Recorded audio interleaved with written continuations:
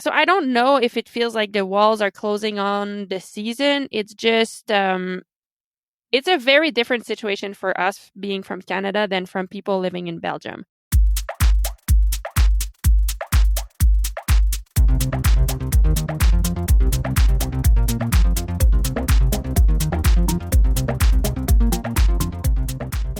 Welcome to the Canadian Cycling Magazine podcast. I'm Matthew Piero, editor of the magazine and your host.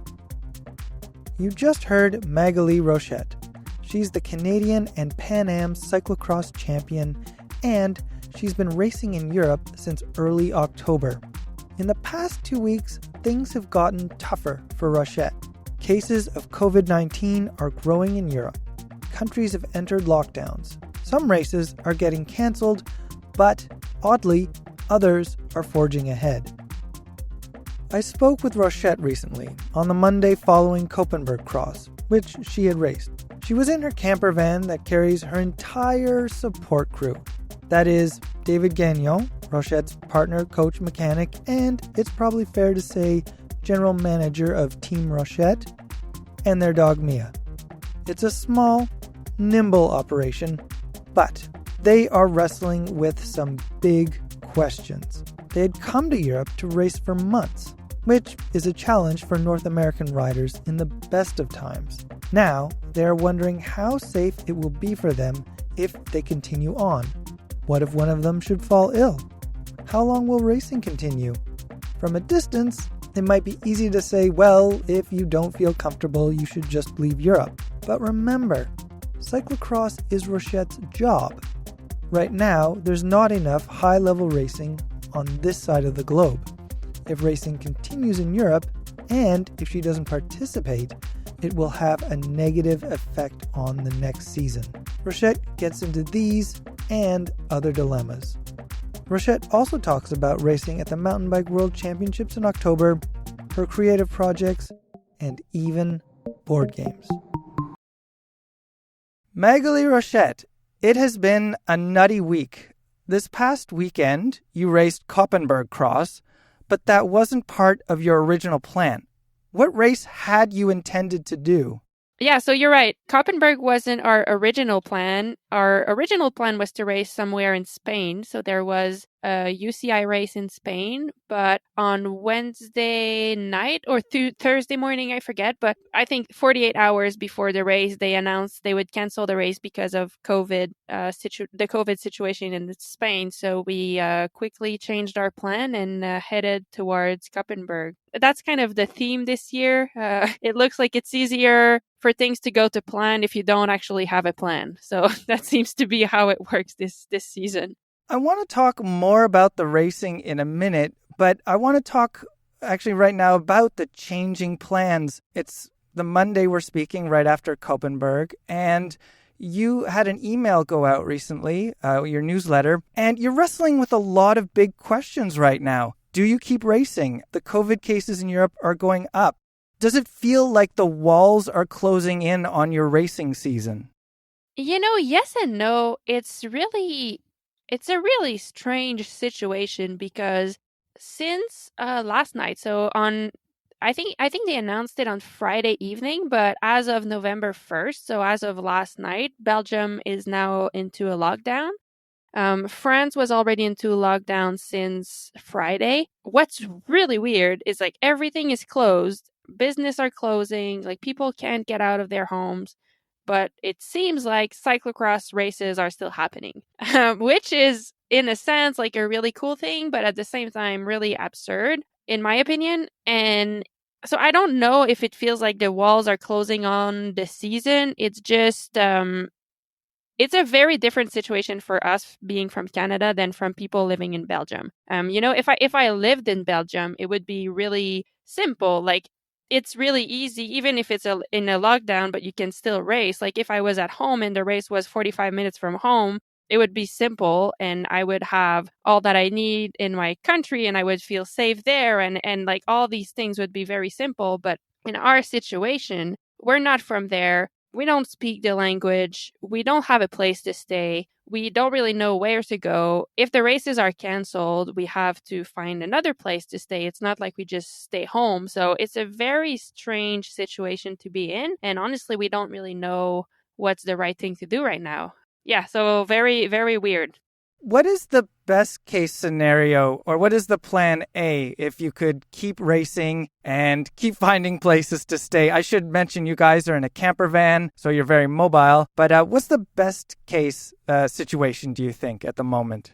Oh man, it's such a good question. And to be honest with you, I don't know what is my best case scenario. I think and David and I have been battling with those questions, like what is responsible to do? What do we want to do? What's safe to do?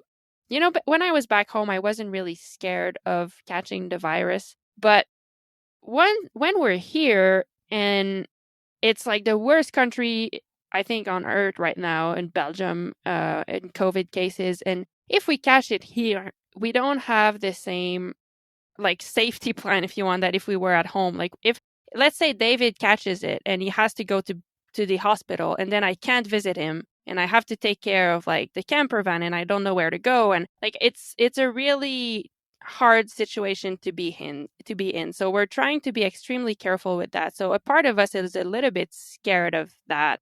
So as much as I want the races to keep going, I also don't want to put ourselves in a not safe situation.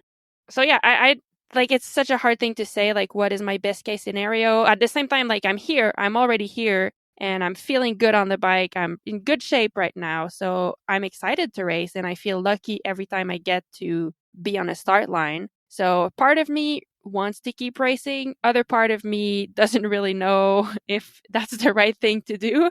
So I think, you know what, the best case scenario would be for the UCI to give us some real guidelines.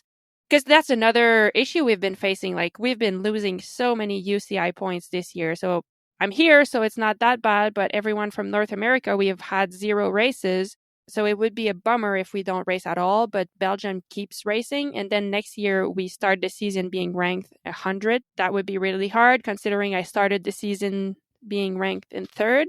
So it would be really nice if the UCI gave everyone some strict guidelines, like either everything is canceled or you guys can keep racing, but all the points don't matter for next year when everything is back to normal, or just some kind of guideline that could help us make a good decision. Because right now it's kind of hard. They're not talking. They're not telling us anything. So we want to keep racing. But at the same time, is it smart to encourage people to travel and be in big groups? I don't know. I don't know if that answers the questions really, but it's just I honestly don't know what's our best case scenario. I don't think there is the answer, and that's why I think your discussion is so important, because you're wrestling with these large questions right on the ground in Belgium right now. What does it feel like around races? Like, how safe do they feel? Are people following protocols at cyclocross races? We've seen a lot from the road races, and we saw that the Tour de France and the Vuelta seem to do a better job than the Giro. But how do you feel at cross races and people's protocols and behaviors? So we've been feeling pretty safe because we're in a camper van. So really, like, we're not in contact with that many people. So that's kind of good.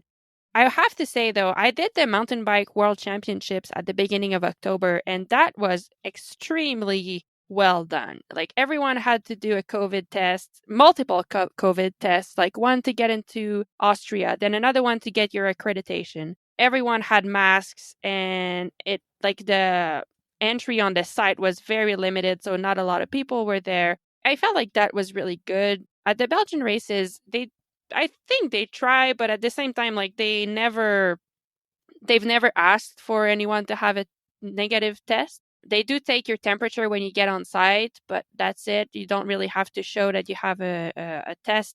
And then you have to wear a mask. So I think like they're trying. There's no spectators. It's actually the fact that there's no spectators actually makes our job so much easier, because it's much easier to walk around for a mechanic, but also for us, like getting from our camper to the start line is much easier. So I think like it's mostly safe. But yeah, it's just a little bit weird that they are closing everything, but like major event with thousands of people can still happen. Even though they're taking precaution, there are still a lot of people in the same place. That's kind of how it's been. But I mean, it's not bad at all. Like I don't feel nervous necessarily when I'm on a race site. Tell me more about Koppenberg Cross. It's a race you've wanted to do for some time. What was it about that race that interested you?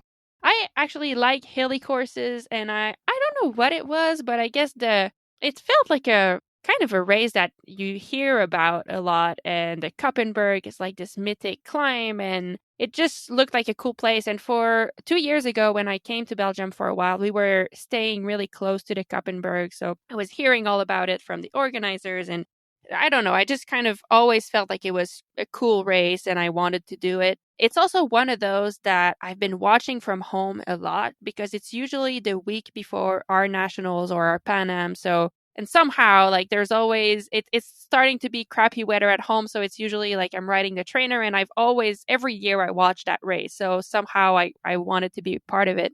And then, like, once we saw the course, it's really cool. It's a beautiful course. It's super hilly. It's very different than typical Belgian cyclocross races. Yeah, I mean, a super cool race. I didn't do great, but it was still nice to be there.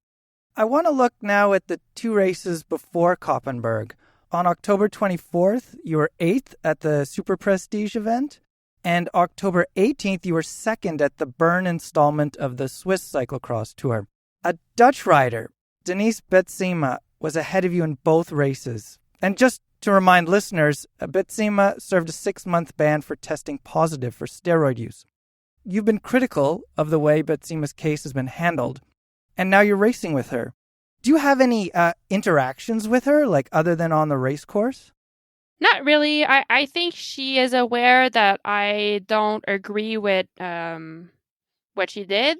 And so she's not even looking at me, to be honest. What was really interesting, though, about that is that I've been vocal about my opinion on her case. And my opinion is that I don't agree with how it was treated. And to be fair, like, it's not against the girl herself. It's about the situation. I want a clean sport, and what she did was not. I mean, if it's accepted that you can be tested positive, failing a drug test twice for steroids and still come back 6 months later, that's not acceptable in my opinion. So that's mostly why I'm being vocal. Like, it's nothing about, like, I don't know the girl. Maybe she's a nice person, but she did make a bad decision, and I don't support that.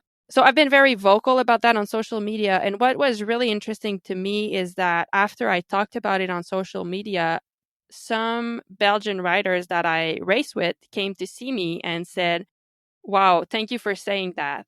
We want to say something, or we want to comment on your post, but we can't because we're kind of of the same teams. Like, in Belgium, many of the teams are owned by the one team owner. So the 777 and then Creatid Fit Shop or whatever, but all like and Bingo, they're all owned by the same owner. So it was really interesting for me to hear that my colleagues were supporting me in what I was saying, and they don't agree either, but they kind of don't want to say anything because their job is on the line. That was really special. I didn't think they would say anything like that, but more than one riders came to see me and wanted to thank me for being vocal about it. That's interesting because she is on a pretty significant team. Like, her teammates include Maud Captains and Lawrence Sweek and Eli Iserbit. So it's not like she's shoved off into a corner on some little team by herself. She's still very much a part of the sport. So I wonder, how she's, I guess you've given us some idea about how she's perceived within that Northern European community. To me, it's weird that it's accepted and she's back on the team like nothing happened. And that's a big difference between racing in Europe and what racing is here in North America. In North America, if someone gets caught because they failed a drug test because they took steroids, I think the culture here in North America is that that person will be shamed and will never be able to step foot in cycling again. in their culture, she was back the day after her ban was over and she was back racing on the same team. Like nothing happened. So it's just a very different culture.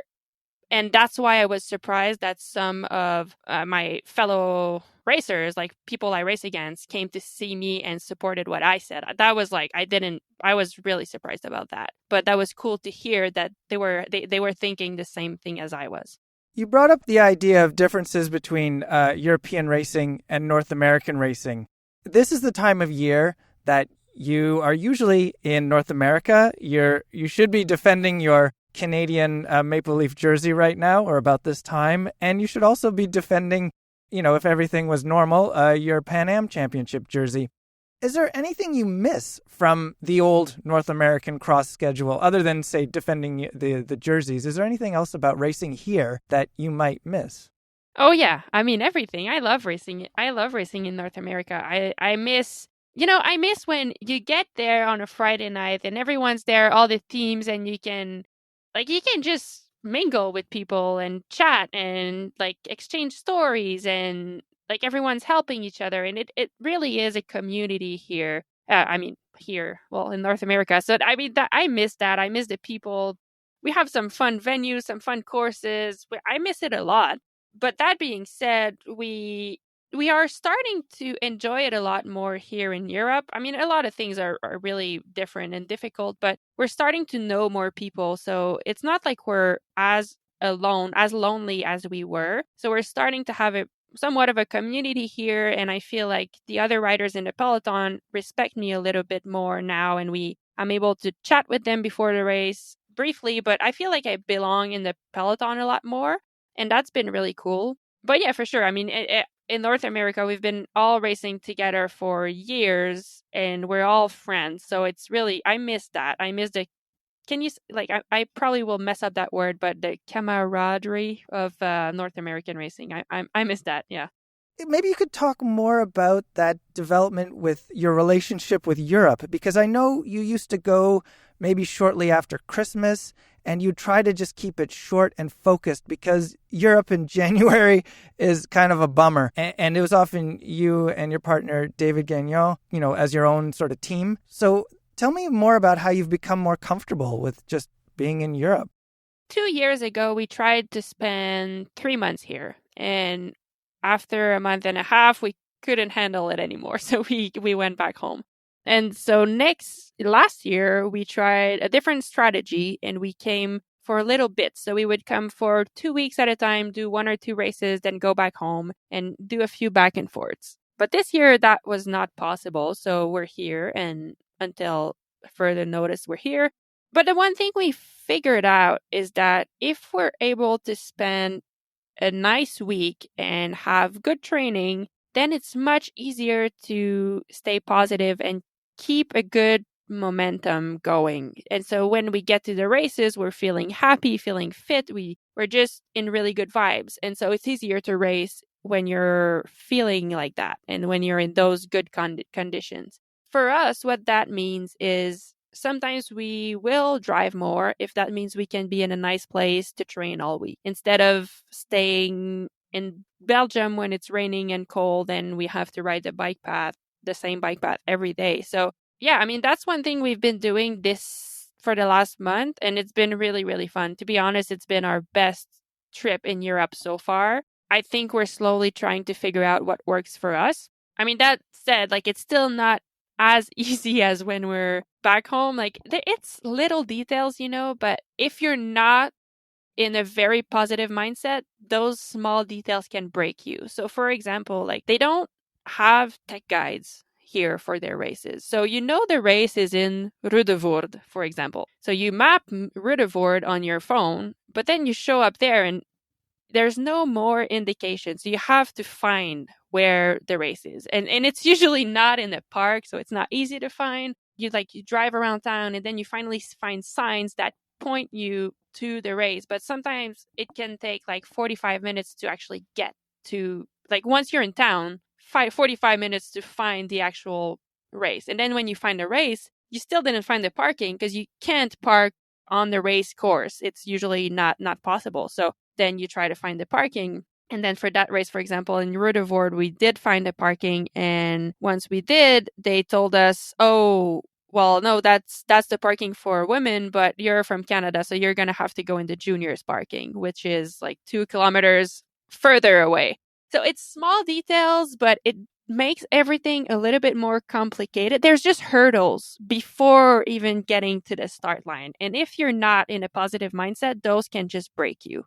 So that's why like we've been making it important to spend a nice week, be able to train well, because that's the other thing. Like if you're stuck in a shitty place and it's cold and rainy and there's just one bike path, like maybe you train a little bit less because you, instead of doing that 4-hour ride, you're scared of being sick, so maybe you do 2. But as the weeks accumulate, you kind of start losing fitness, and then it's not fun racing here if you're not at your 100% fitness, because the girls are so strong. So all of these things, these little details we learned over the years, and I feel like now we've found a system that works for us a lot better. Your European trip started with a mountain bike race, with a few mountain bike races. You did the World Championship e-mountain bike race, and then you did a regular cross-country race. And then, actually, you went over and won a cyclocross race. What was it like doing these 3 disciplines in such a short amount of time? It was really fun. Actually, doing the Mountain Bike World Championships at the beginning of the trip started the trip on a really high note. It was really cool. We were with the specialized team. They're really cool people, so it was fun to be there, and Austria was a great place. I did those races and I had no expectations, but that was a really good way to get back into racing, because it had been a while. Like everyone else, like I didn't race since Cyclocross World, so since February. So it felt really good to have a few races under my belt.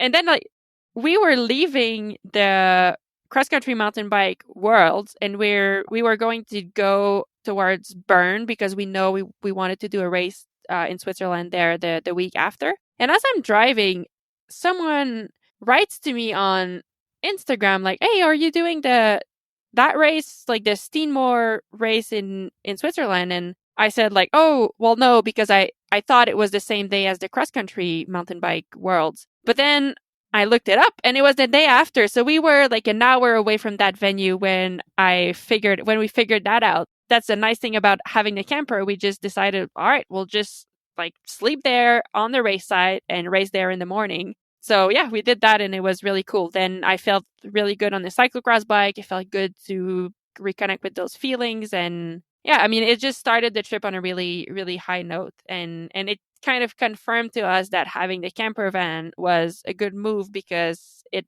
allowed us to be so flexible with our plans. When you made it to the cross-country world championships, it had been 5 years, I think, since your last mountain bike worlds. And then since then, you've been focusing much more on cross. Has focusing on cyclocross in any way diminished your cross-country abilities? Have you noticed anything like that? I don't know. I think as a racer, I probably matured a little bit. That helped me in a sense. I had also no expectations for the cross country. I actually Specialized lend me a bike the day before. So it was really a no kind of low expectation thing. I mean, when you're racing, you still want to do well. So I don't know if cross helped me in any way. I realized though that it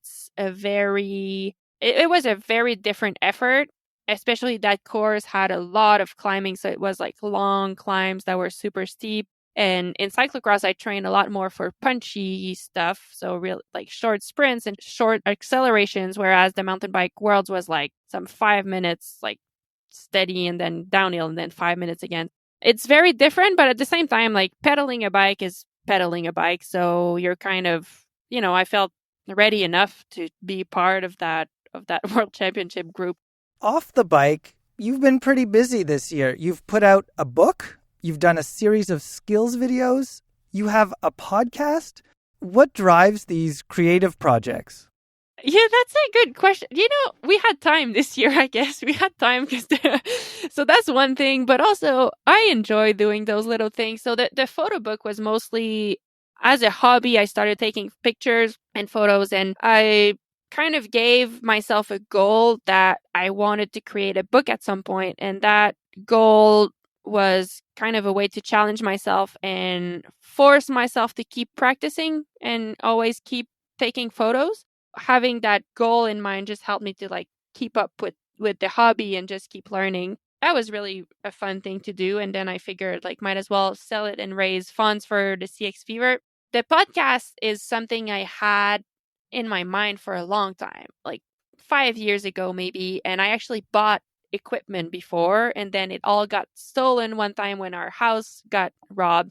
I kind of let go of the project, but it was still like in my mind. And this year I thought it's probably a good year to do it. So I finally did it, and it's been really fun to kind of take the time to actually talk with all these interesting people. I guess in a very selfish way, it gives me an excuse to chat with these interesting people that I'm lucky enough to know a little bit. That's been really fun. And I just think it's cool to do other stuff and kind of challenge myself in a creative way and not just on the bike. It's stimulating, and I feel like I'm learning a lot doing it. It's super cool. Are there any similarities between creating something like a book or even just your love of photography and training and racing?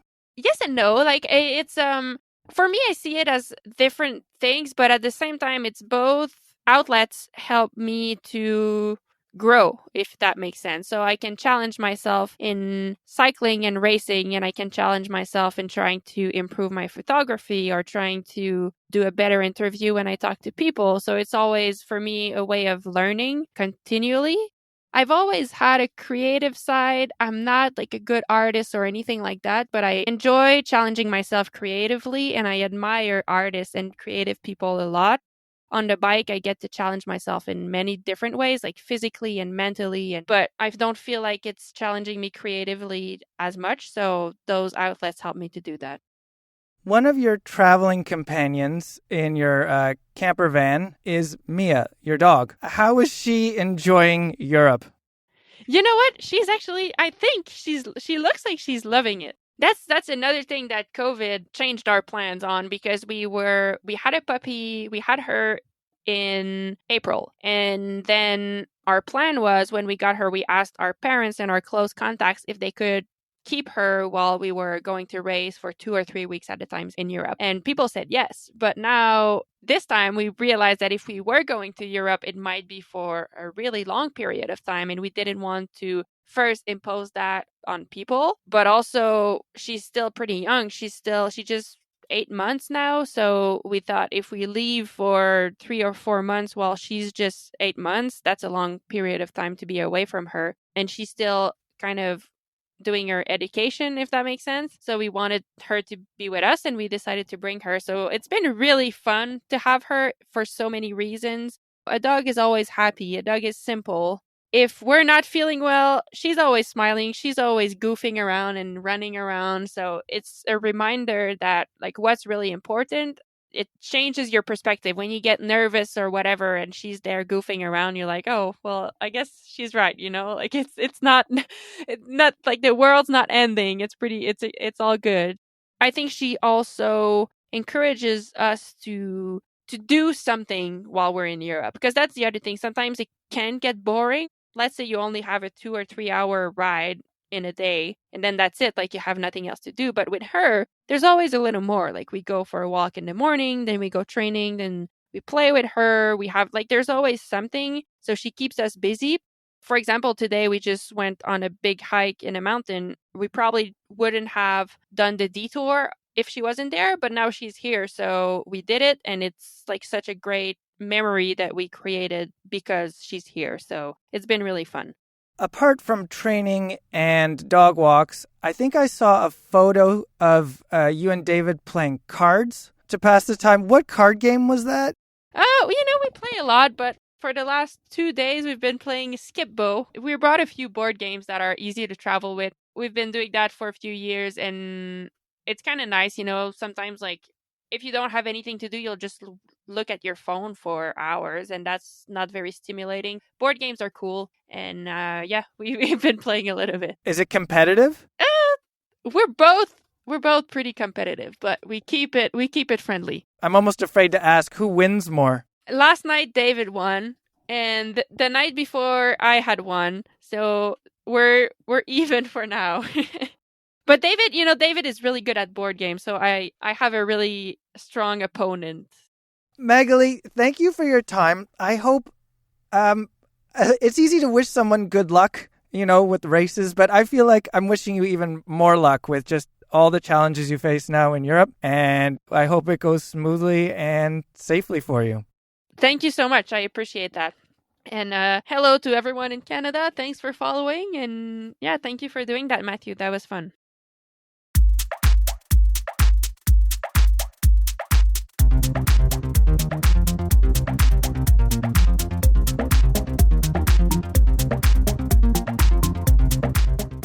And that's the episode. It's written and edited by me, Matthew Piaro. I had help from web editors Terry McCall and Lily Hanson-Gillis. The podcast is produced by Adam Killick. He composed the music too. Thanks to Ontario Creates for its support. And thank you for listening. Please rate and review the show. Ride safely, and I'll talk to you later.